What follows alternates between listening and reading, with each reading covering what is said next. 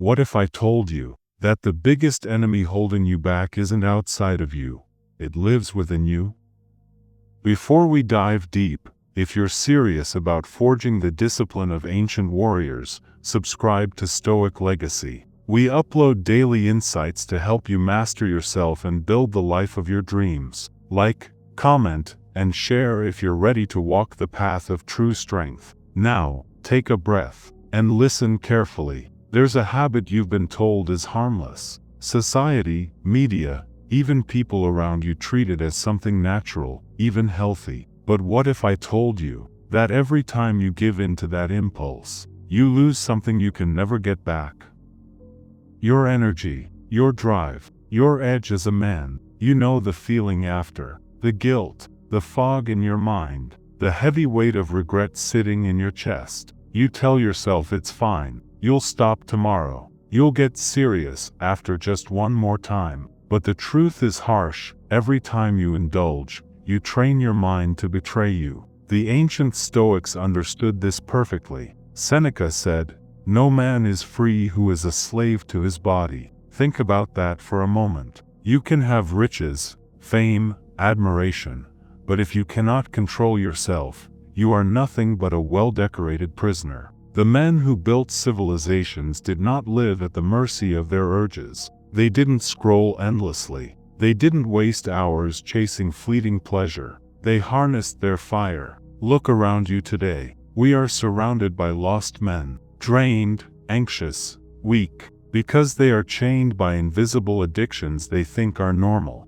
It's no accident. The system profits when you are weak. A distracted man will not build empires. A broken man will not challenge injustice. A numbed man will not change the world. But you are here because something inside you refuses to die quietly. There is a fire inside you, small maybe, but alive. And that fire can either be extinguished by comfort, or it can be forged into an unstoppable force through discipline. The choice is yours. Let me ask you something. When was the last time you finished something difficult without distraction? When was the last time you set a goal and tore through it with focus so sharp it felt like the world disappeared?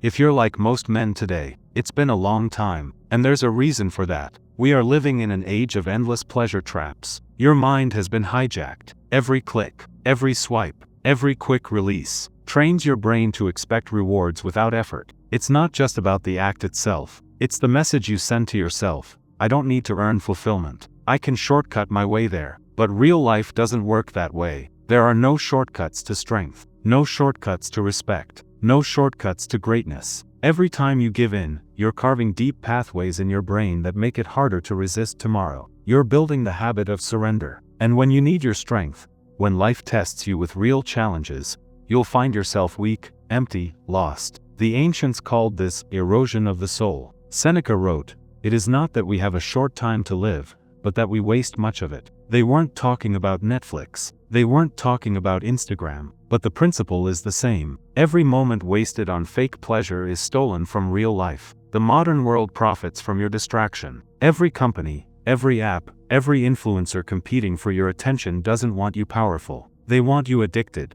Because a distracted man is easy to control. But a man who controls himself, a man who masters his urges, is terrifying. He is unbreakable. He is focused. He builds, creates, leads, while others drown in noise. You must understand, pleasure, in excess, is a weapon used against you. The same energy that could carve mountains, create art, conquer cities, is being siphoned away, pixel by pixel, urge by urge. But you can stop it. You can turn back. You can become dangerous again. The good news is, the path to freedom has already been laid out for you. The ancient Stoics didn't just diagnose the disease. They gave us the cure. If you want to escape this cycle, if you want to reclaim your birthright as a man, you must live by these three principles. First, self-discipline. Every great empire was built by discipline. Discipline is the bridge between dreams and reality. Marcus Aurelius, a man who ruled an empire, woke up every day reminding himself, "You exist to serve the greater good, not to sleep in, not to seek comfort." Every time you resist an urge, you forge a weapon inside your soul. It's not about punishment, it's about power. Second,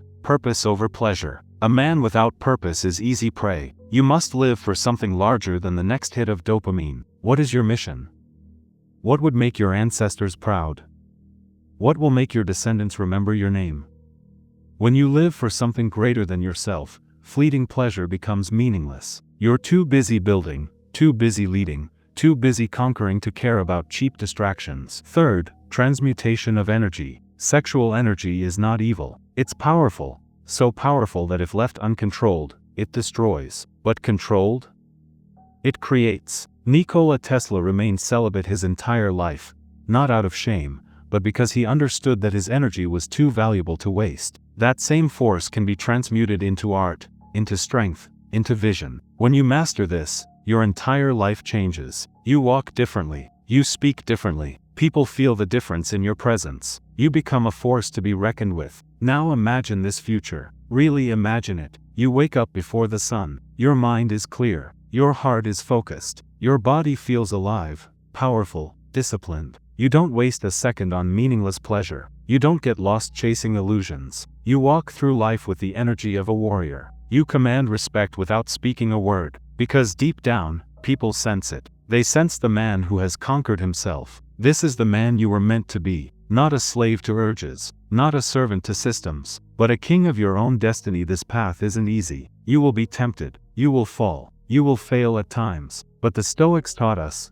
it's not falling that matters. It's rising again. Fall 7 times, rise 8. Every time you resist, you grow stronger. Every battle you win against yourself adds another layer to your armor. You will transform, from distracted to disciplined, from weak to relentless, from passive to powerful. The world doesn't need more men chasing validation. The world needs builders, leaders, warriors of mind and body. It needs you, at your highest form, and it all starts with one decision. Will you continue being a slave to your impulses?